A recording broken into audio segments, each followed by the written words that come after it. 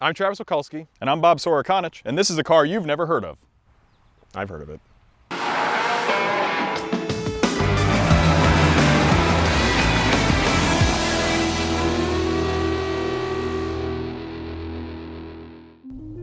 This is the Genesis G70. It's Hyundai's luxury division. Genesis used to be a model, now it's a whole brand, and there's three models. There's the G80, which is a larger sedan, the G90, which is a really big sedan, and this, the G70, shares a lot of its underpinnings and engine with the Kia Stinger, which is, by all accounts, and we think so, a pretty brilliant car.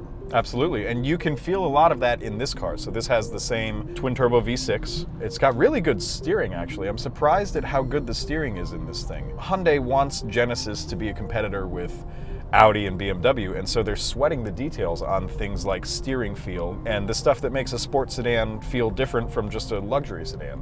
Part of that is because Hyundai made a big hire, and that guy is called Albert Biermann. He's got a boring name, but he's a very interesting man because he is somebody who was a head engineer at BMW's M division for God knows how long. So now he's working on all of Hyundai Kia's big performance car projects and the big important projects that they're meant to take on German cars. This, the Genesis G70, the Kia Stinger, and all of Hyundai's N division, which is their performance car brand. And it shows in this car. It's very 3 Series-ish, but it's really good. You get in this car and it feels familiar. If you've driven an A4, if you've driven a 3 Series, if you've driven a C-Class, you get into this and it feels on par with that. The interior quality is fantastic.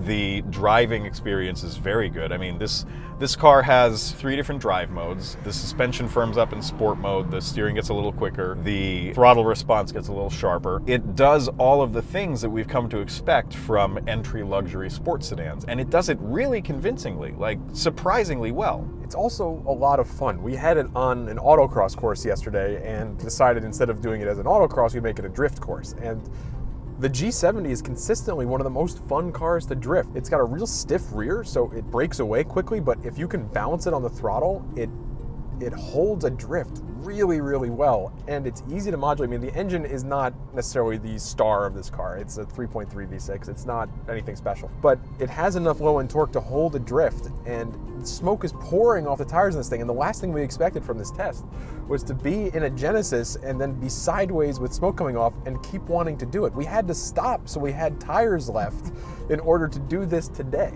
And that says so much about this car because you don't accidentally end up with a car that's good at these things. A car doesn't accidentally become good at drifting or doing track stuff. It shows the amount of effort and attention that this team put into this car because they wanted it to be at the level of a 3 Series. They wanted it to be at the level of an A4 or a C-Class. And they really put the sweat into those details. You know, Hyundai and Kia are doing well enough on their own that they didn't need to challenge themselves by putting a target on BMW, but they did. Well, they only have one chance to make an impression. If this car came out and it was a disappointment, everybody would associate Genesis making a disappointing sports sedan, which then would transfer on to other products that come out with. Inevitably, they come out with a crossover that everyone wants to buy.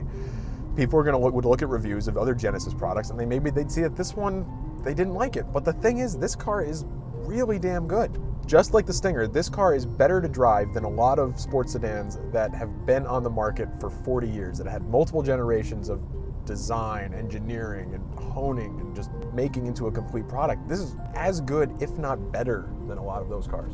And I think it's simply because this is their first effort at an entry luxury sports sedan. They knew they had to nail it. The automakers that have been doing this for a long time can start to get a little bit lazy. They can start to compromise what they're offering.